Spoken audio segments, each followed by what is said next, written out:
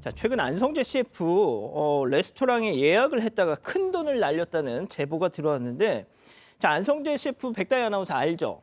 네. 어.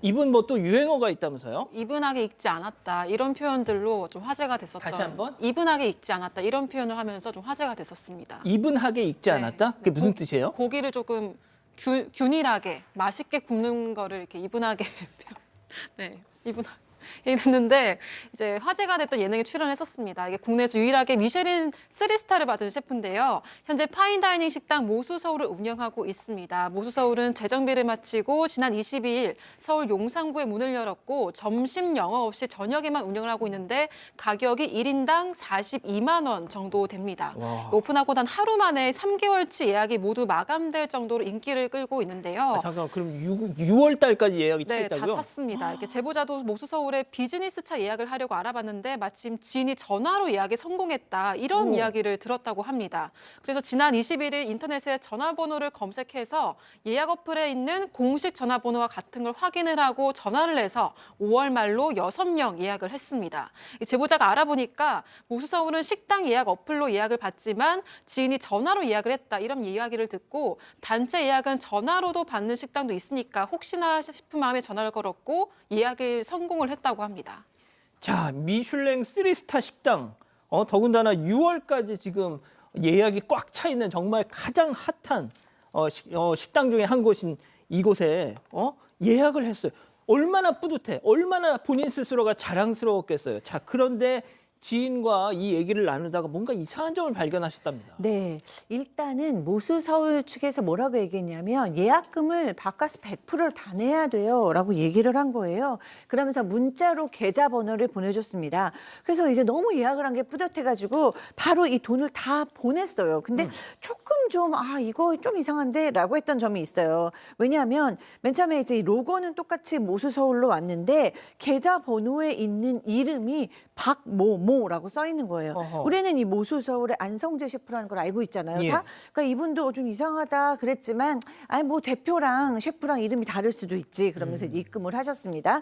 42만 원 코스 6명에다가 룸 하나 차지비가 50만 원이라고 해서 302만 원을 보냈는데 지인하고 얘기를 해보니까 좀 이상한 거예요. 왜냐하면 지인은 룸을 2개를 예약했는데 룸을 한 룸마다 5만 원씩 내가지고 10만 원밖에 안 냈다는 거예요. 오. 근데 이분은 룸 하나에 50만 50만 원을 냈으니까 좀 이상하다라고 생각하고 있었습니다. 자, 그래서 이 이상한 걸 감지한 제보자의 지인은 계좌번호를 보내줬던 전화번호로 직접 전화를 하셨대요. 자, 대화를 나누면서 나누면 나눌수록 뭔가 수상한 냄새가 폴폴. 직접 통화 내용 들어보시죠. 예, 못 버린다. 그 와인 페어링, 콜키즈 말고 와인 페어링이 예. 한시적으로 무료로 제공이 된다고 저희는 안내받았는데 또 다른 분은 와인 페어링 비용이 따로 있다고 안내받았다고 해서요. 그 예약 그 당일마다 좀 틀려요, 그게. 페어링 같은 경우에는 저희 쪽에서 준비해 드릴 거고요. 저희랑 어떤 게 달라서 혹시 예약 시기에 따라서 틀려주세요. 언제 예약하시냐에 따라서 캐치 테이블은 아무래도 수수료가 좀 어느 정도 있다 보니까 콜키즈 따로 이렇게 비용이 발생되시는 거고요. 아니면은 그분이 콜키즈일 수도 있는 거고, 아니면 페어링 가격인지 아니면 콜키즈 가격인지 그거에 따라서 틀리고요, 그게. 틀리다 아니고 다르답니다. 자, 와인 감별사 우리 박지훈 변호사님. 감별사는 아니고요. 예. 좋아합니다. 좋아하지만 막 많이 알지는 못하지만 기본적인 용어가 있죠. 콜키즈라는 건 뭐냐면 본인이 술을 가져가는 거, 와인을 갖고 가는 거, 비용이 좀 발생하죠. 페어링이라는 거는 그 술하고 맞는 음식 같은 거 이런 것들을 안내해 주는 건데 그 페어링하고 콜키즈의 용어를 정확하게 모른다고 아마 인식을 했는 것 같습니다. 미슐랭 3스타인데. 그게 문제인 거예요. 어. 그러면 이렇게 하면 바로 막 술술 나와야 되는데 수수료가 발생하고 시기마다 다르고 뭐 엉뚱한 얘기를 횡설수설하는 모습으로 조금 이상하다. 이게 과연 맞을까? 콜키지 페어링 얘기를 왜 모를까라고 생각을 했다고 합니다. 근데 사실은 옛날에 어플로 좀 예약한 적이 있어서 매니저 개인 번호를 알고 있었다고 해요. 그래서 조금 이상하다고 생각이 들어서 제보자가 매니저 개인 연락처로 전화를 걸어봤어요. 해보니까 야, 예약이 안 들었다는 답을 들었습니다. 자, 분명히 앞서 보셨잖아요. 공식 전화번호로 전화를 걸었고 입금까지 완료됐는데 그 매니저한테 연락을 해봤더니 예약이 안 돼 있다. 참 황당하셨죠. 어떻게 된 일일까요? 체크포인트 짚어보죠. 착신 전환, 제보자는 매니저에게 예약이 안 된 이유를 듣고 정말 어이가 없었답니다. 자, 어떤 일인지 직접 들어보시죠. 처음에 못 믿더라고요. 그래가지고 너네가 너네 공식 전화로 지금 전화번호 해라 했더니 처음에 못 믿다가 전화해보니까 이상한 남자가 받는 거예요. 전화가 왔었대요. 우리가 KT인데 지금 근처에서 불이 난다. 좀 있으면 전화가 끊긴다.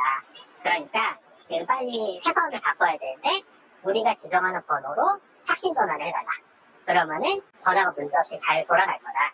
라고 해가지고 모수서울 직원 중에 한 명이 아무런 의심 없이 그거를 착신 전화를 해줬다는 거예요. 그 이후에 모수 공식 전화번호로 전화를 한 모든 고객들이 보이스피싱범에 가려버렸던 거죠. 네, 모수서울 측도 그걸 모르고 철석같이 빌었던 거예요. 세상에 세상에. 그러니까 이 사칭범은 제보자도 속이고 모수 서울 측도 양쪽을 다 속인 거예요. 네, 맞습니다. 지인과 제보자는 이 모수 서울 매니저에게 공식 전화번호로 전화를 걸었고 전화를 받은 남성을 통해서 예약을 했다고 설명을 했습니다. 그랬더니 모수 서울 측에서는 그런 일이 없었다고 답변을 했는데요. 그래서 제보자는 매니저에게 이 번호로 전화를 해보라고 직접 이야기를 했습니다. 그래서 매니저가 전화를 걸었는데 사칭범이 모수 서울입니다 이렇게 전화를 받은 거예요. 그래서 매니저가 저희 쪽이 모수 서울인데 누구세요라고 했더니 바로 전화를 끊어버렸다고 합니다. 이렇게 알고 보니까 얼마 전 모수 서울의 한 남성이 전화를 걸었는데요.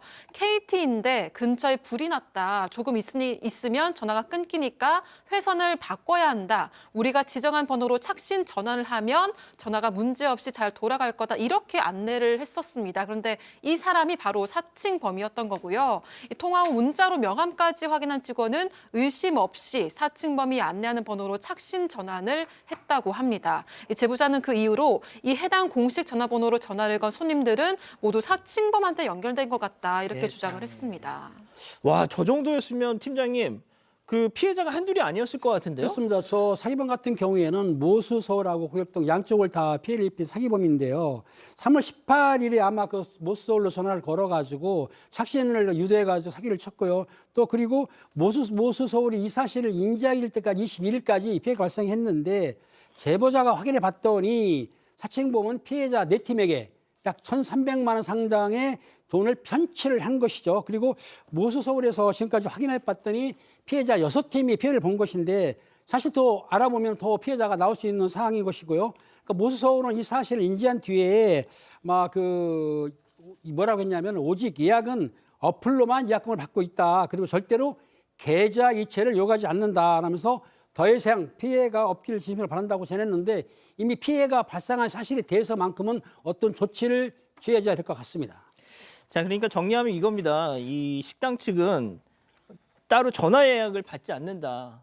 대신 예약 어플리케이션으로만 한다. 이걸 추가 어떤 피해를 막기 위해서 이런 당부를 하고 있는 건데, 자, 그러면 일단 이 네. 제보자 있잖아요. 네. 그리고 이 사기 피해자들 그럼 누구한테 호소를 해야 됩니까? 자, 애매하긴 합니다.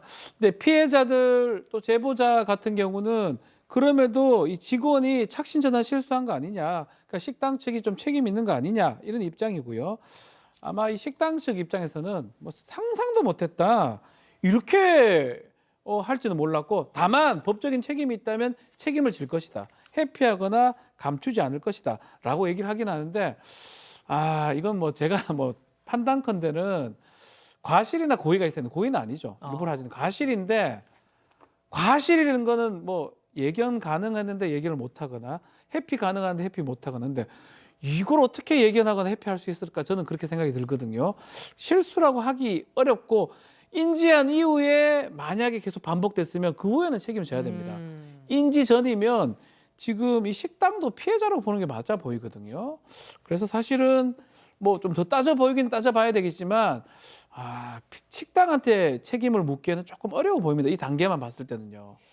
그렇군요. 물론 또 다르게 생각하실 다르게 볼 수는 여지도 뭐, 있고 예. 결국 책임자는 사기친 사칭범이에요. 그렇죠. 사칭범 찾아서 책임 물으면 되는데 사칭범 못 찾기 때문에 대신 좀 책임 물을 사람 찾고 있는데, 그런 고의 과실을 좀 찾아내야 됩니다. 교수님 그 사칭범 어떻게 됐어요? 네, 뭐 당연히 제보자께서는 사칭범을 고소를 했고요. 오늘 조사를 받았다고 합니다. 하지만 사칭범은 아직 잡히지는 않았습니다. 그때 경찰이 얘기를 하기로는 이때 사용된 그 계좌는 대포 통장의 가능성이 높다라고 얘기를 했어요. 모수 서울에서 지금 피해 규모가 얼마큼인지 파악 중이라고 하고요. 또 피해자들을 위해서 할 수 있는 방법을 찾고 있다고 합니다. 그리고 모수 서울이 꼭 부탁한 내용은요. 식당 예약 어플에서만 예약받고 있고 단체 예약도 이메일 문의만 받고 있다 하고 전했습니다. 자, 다시 한번 말씀드리겠습니다. 그 예약 어플리케이션으로만 저 식당에 예약이 가능하다는 점. 그래서 혼선이 있지 않았으면 합니다. 아니, 아직도 구독을 안 했다고? 구독? 어떻게 하는데? 아이고, 여기 누르면 된다. 여기 빨리 좀 눌러라. 빨리 눌러야겠다. 가족 여러분, 구독하기는 여기요.